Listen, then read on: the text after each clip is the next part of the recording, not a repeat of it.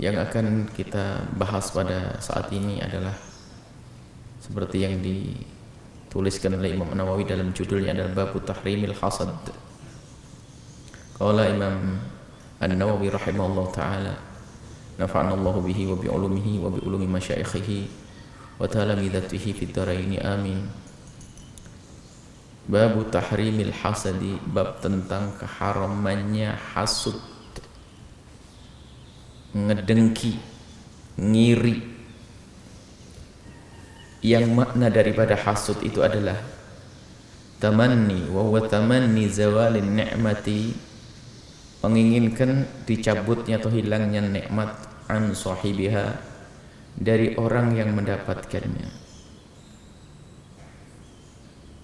So kanat nikmata dinin atau dunia, baik nikmat itu adalah nikmat agama, urusan agama, atau nikmat urusan dunia.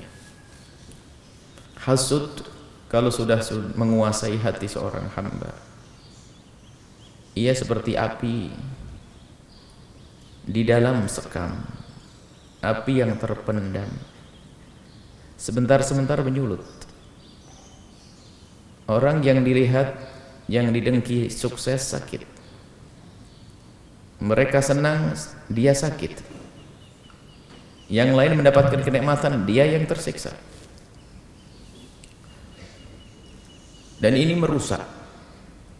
Sebab buah atau daripada berangkat dari hasud ini akan membuat sebab-sebab kerusakan dan mengundang dosa yang lainnya, sehingga di saat orang yang dihasud itu tertimpa musibah, bukan dia bersedih, tapi malah masuk dosa baru, yaitu bertepuk tangan atas musibah yang menimpa orang lain. Dosa yang disebut hasud ini adalah menginginkan hilangnya nikmat dari orang yang dihasudnya. Tetangga kaya, dia menginginkan hilangnya kekayaan. Bahasanya sih bermacam-macam, bukan berdoa ya Allah semoga kekayaannya hilang. Tidak, bisa jadi dalam bentuk di saat bangkrut tiba-tiba kok senang. Itu menunjukkan bahasanya dia mengharap hilangnya itu, sehingga di saat mereka bermasalah senang. Ini tidak berlaku di antara ahli dunia, di antara ahli ilmu pun juga. Sebetulnya urusannya dunia, urusan agama. Kalau hasad dan hasadil ulama, tidak ada hasad yang lebih parah daripada di kalangan ustadz nanti. Melihat ustadz yang lain sukses, sudah ngedumel dia. Na'udzubillah, ada ustadz kepleset, mestinya sedih, menangis, bertepuk tangan dia, bergembira, karena dia penang, dia terjaga. Kalau ustadz itu kepleset, na'udzubillah, yang bertepuk tangan atas musibah yang menimpa orang lain, sebetulnya yang keropos adalah imannya. Ini gara-gara hasud tadi. Jadi pengen kalau pondoknya bangkrut, ngelihat pondok yang lain sukses, semoga pondoknya santrinya sedikit, semoga bermasalah semua. Doanya jelek orang hasud itu. Jadi menginginkan nikmat yang Allah berikan pada orang lain itu dicabut oleh Allah. Tapi orang yang hatinya penuh dengan kecintaan, lihat, kebahagiaannya selalu datang bertubi-tubi. Kebahagiaan yang Allah kirim melalui nikmat yang diberikan kepada dia langsung, atau melalui nikmat yang diberikan kepada tetangganya yang berterima kasih, yang bersyukur, dia ikut senang karena di dalam hatinya ada kecintaan, bukan ada benci dengki. Kalau Allah Ta'ala, Allah Subhanahu wa ta'ala berfirman, am yahsuduna an-nasa ala ma atahumullahu min fadlih. Mereka ini ada orang kafir, orang Yahudi yang menghasut kepada baginda Nabi dan pengikut baginda Nabi. Abu Jahal menghasut, orang-orang Yahudi menghasut, karena hasud di dalam hati mereka nggak ada hidayah. Apakah mereka itu adalah menghasut kepada manusia? Di sini adalah baginda Nabi dan sahabat-sahabat. Alama atahumullahu min fadli, dari apa yang telah Allah karuniakan kepada baginda Nabi. Wahyu Allah berikan kepada baginda Nabi, dan kebaikan-kebaikan yang Allah berikan kepada sahabat-sahabat baginda Nabi. Makanya kalau orang memandang dengan kedengkian ini, susah diobati. Bahkan permusuhan itu sangat mudah diselesaikan, kecuali permusuhan karena hasud. Kullu adawatin qad turja izalatuha illa adawata man adaka an hasadin. Semua permusuhan begitu mudah untuk direlai, untuk diselesaikan. Akan tapi jika karena sebabnya hasud, enggak akan berkepanjangan terus, naudzubillah. Maka hati-hati, mari kita semua berbenah menjauhkan hasud. Benih hasud selagi kita masih manusia dan punya hawa nafsu ada. Jangan berkata aku sudah enggak punya hasud, terlena, nanti akan terjerumus, akan kepleset. Justru kita waspada, karena benih hasud ada di dalam diri kita. Dan itulah sebab dosa besar pembunuhan yang dilakukan oleh anak Adam, kisah Qabil Habil, adalah karena hasud. Dan juga kejadian tertolaknya iblis yang menjadikan dia sombong karena hasud kepada Nabi Adam, lalu menolak untuk sujud. Qabil hasud kepada Habil, membunuh. Dari sinilah hasud ini menghancurkan. Wa fi hadits Anas as-sabiq fil babi qablahu, ada hadis Anas yang disebutkan sebelumnya juga tentang hasud, yaitu tentang la tabaghadu wa la tahasadu. Hadis sebelumnya. Kita masuk hadisnya. Wa an Abi Hurairah radhiyallahu taala, diriwayatkan dari Imam Abu Hurairah radhiyallahu taala anhu, semoga Allah senantiasa memberikan keridhaan kepada beliau. Anna Nabi, sungguhnya bagi Nabi sallallahu alaihi wasallam, qala, bersabda, iyyakum wal hasada, awas dengan hasud. Enggak senang orang lain dapatkan nikmat, itulah hasud. Menginginkan nikmat orang lain itu hilang, itulah hasud. Di saat kita tertimpa musibah orang lain dia senang, itulah hasud. Fa innal hasada, karena sesungguhnya hasud itu yakulul hasanati, akan menghabiskan kebaikan. Naudzubillah. Punya amal baik, katanya seorang ustadz yang muridnya banyak, mungkin hebat, zikirnya banyak, sholawatnya banyak, banyak, tapi di hatinya dipenuhi dengan hasud. Yakulul hasanati kama ta'kulun narul hataba. Hasud itu akan memakan kebaikan seperti api memakan kayu bakar, au qala al-ushba, rumput-rumput kering. Tersulut api, hangus. Kayu bakar terus api bakar. Begitulah. Maka rugi sekali orang hasud itu. Sudah terbakar hatinya, terus terbakar dan terbakar, ternyata yang dibakar bukan saja hatinya sendiri, tapi amalnya sendiri pun juga dibakar. Habis menghadap kepada Allah, enggak ada pahalanya. Rawahu Abu Daud, hadis riwayat Imam Abu Daud. Enggak, hati-hati. Khususnya wahai para santri calon ulama. Wah, ini paling berat nih hasud di antara ustaz. Enggak senang ustaz lain maju. Enggak senang ustaz lain sukses. Maka berprinsiplah saat ini wahai para santri, kalau aku sudah sukses, aku harus membawa orang-orang lain untuk sukses. Maka jangan ragu, sambung silaturahmi dengan pondok-pondok yang ada di kiri kananmu kalau kau membangun pondok. Termasuk kendala dakwah yang paling besar yang kita amati, ya hasud ini. Kendala ada beberapa, kita ada motivasi dakwah yang pernah kami sampaikan. Nanti di ujung kajian itu ada kendala-kendala di dalam berdakwah. Yang pertama adalah hasud. Dalam bahasa yang pernah kami sampaikan adalah jika ada orang nongol dipendung. Jika ada orang mau naik langsung dipendung oleh yang lainnya. Na'udzubillah. Maka dalam dunia dakwah, wahai anak-anakku, khusus para santri ini, jangan suka mendung orang. Jika ada orang sukses, kamu harus berusaha untuk senang. Kalau belum bisa senang karena di hati kita masih ada bibit hasud, jangan mengganggu dia. Pastikan jangan ganggu dia. Jangan ngomongkan dia. Orang yang seagama dengan kita, seakidah dengan kita, berkiprah mulai sukses, awas. Setan sudah menghembuskan penyakit-penyakit hati, yaitu dengki. Sehingga mulai kita tidak senang. Bahkan mungkin kita mengungkit sekolah di mana, dia lulus di mana, anak kemarin sore, anaknya siapa, macam-macam. Mencari-cari kesalahan.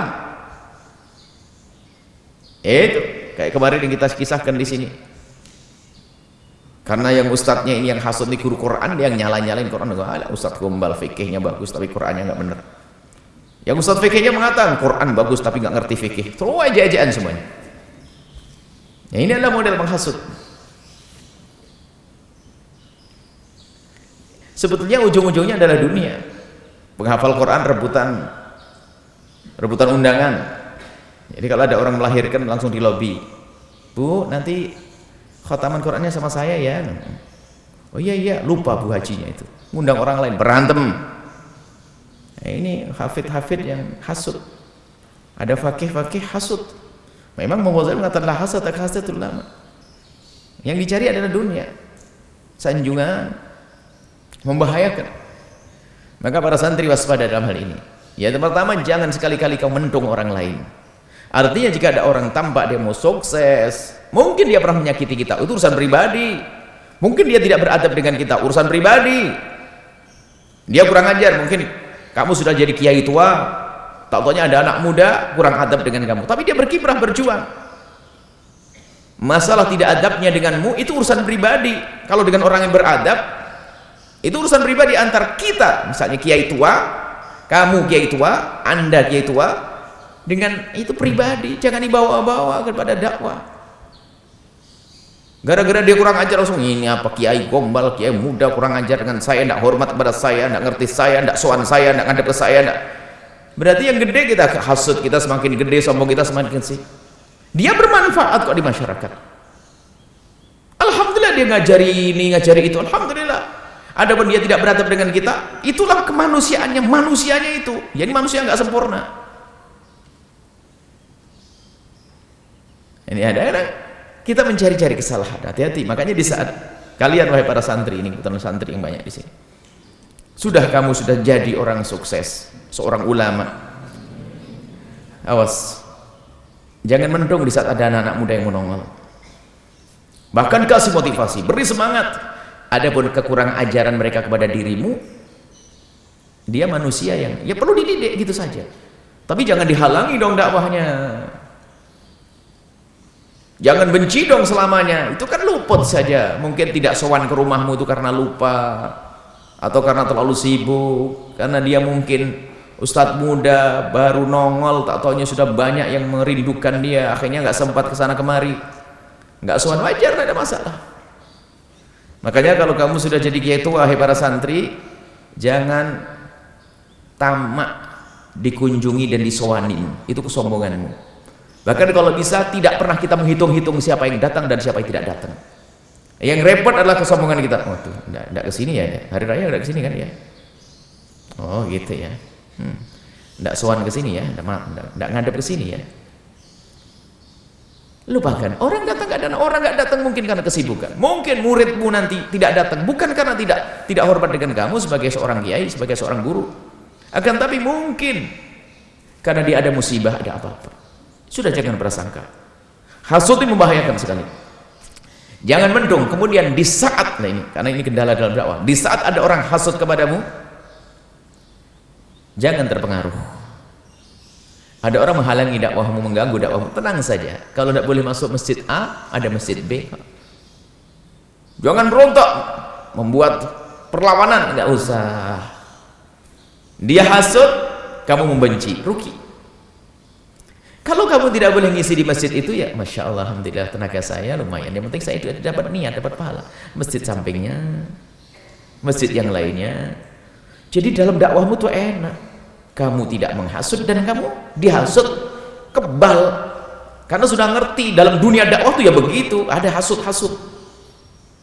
Itu para santri. Dalam dunia bisnis juga sama, cuman yang menghasut ya yang sepadan, pembisnis yang hasut pembisnis. Ustadz yang menghasut ya kelasnya ustadz, karena iblisnya juga ustadz. Iblisnya kelas ustadz. Hati-hati, hasut. Maka ayo sekarang kita tata hati kita. Bibit benih-benih hasut ada di dalam diri kita. Dia melekat bersama hawa nafsu kita untuk menyombongkan diri kita. Itu sudah ada. Maka kehebatan kita adalah kalau kita sudah memerangi hawa nafsu yang ammarah bisu'. Nggak ada kelebihan kita kalau bukan karena hawa nafsu yang Allah berikan kepada kita. Dengan hawa nafsu kemudian kita kekang, kita lawan, maka kita naik, melambung dalam kemuliaan. Malaikat tidak diberi oleh hawa nafsu, Allah hawa nafsu. Ya sudah begitu malaikat pangkatnya. Awamnya malaikat Awamnya malaikat dibanding dengan awamnya manusia, ya awamnya manusia. Awam yang soleh tentunya. Awam yang soleh dari manusia lebih bagus dari awamnya malaikat. Karena awamnya manusia ini biarpun awam tapi soleh, dia hawa nafsu. Hawa nafsu ini menjadikan dia melambung melebihi malaikat. Jadi jangan berkata aku tidak ada benih sombong, tidak ada benih dengki, tidak ada benih dendam. Bohong. Jangan berkata begitu. Nggak ada pangkat bagi kita nanti kalau kita nggak diberi oleh Allah hawa nafsu.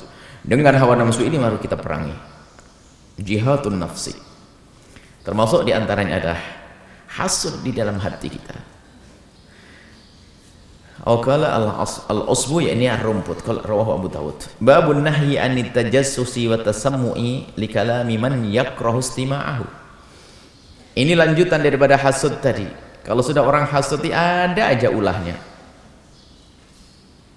Pengen tahu orang yang dihasud, ngapain dia? Dengar ceramahnya. Orang yang hasud sama ustadz lain. Dengar ceramah ustadz lain tapi bukan ingin ngambil faedah, cari kesalahannya. Kayak Abu Jahal duduk dengan Rasulullah tuh. Abu Jahal ngaji. Kalau Nabi di Mekah itu di samping Ka'bah itu menyampaikan pesan, itu Abu Jahal ada kelihatan. Dengar dia. Cuman sambil cengar dan cengir. Karena ketawanya nggak enak betul melihat Nabi itu betul-betul dengan najat jijik. Dia dengar. Dia percaya Nabi itu Nabi, tapi hasud telah menguasai hatinya. Maka dengan ceramahnya pun bukan mencari kebenaran, justru mencari kesalahan. Tapi nggak ketemu Nabi. Tapi kalau kita ketemu. Makanya kalau kita mencari ustadz yang nggak punya kesalahan sampai mati nggak punya ustadz. Makanya orang hasud, lihat, ustadz yang hasud mendengar ceramahnya ustadz lain bukan karena ingin ambil faedah, mencari kesalahannya. Nah ini kelasnya kelas Abu Jahal, satu pangkat. Ini. Maka dengan setelah hasud tadi masuk tajassus, ingin ini tajassus mencari-cari. Tasammu cari dengar. Kalau tajassus mencari-cari aib. Kalau tasammu sama mencari informasi tentang aib. Kesalahannya apa? Jadi kalau dengar kesalahan orang lain langsung senang, semangat. Dia tidur malam mau tidur, ngantuknya setengah mati. Ada orang berdua tuh gonjeng tengah, melek dia, langsung kayak minum kopi itu. Melek langsung dengar, wah nyambung dia. Belajar paling bebel dia, tapi giliran menghasut orang, ngomongin orang paling hafal. Ceritanya, please persis dan ada tambahannya. Kalau suruh cerita Rasulullah, sejarah Nabi, dengar ceritanya dari Ustaz nggak paham dia. Dengar pengajian ya paling paham, dari 100 poin 1 sudah untung. Tapi kalau dengar gunjingan, hasutan, langsung cerdas dia, paham, lengket di otaknya. Suruh cerita lagi, wah persis, bahkan dikemas lagi lebih cantik lagi. Hasud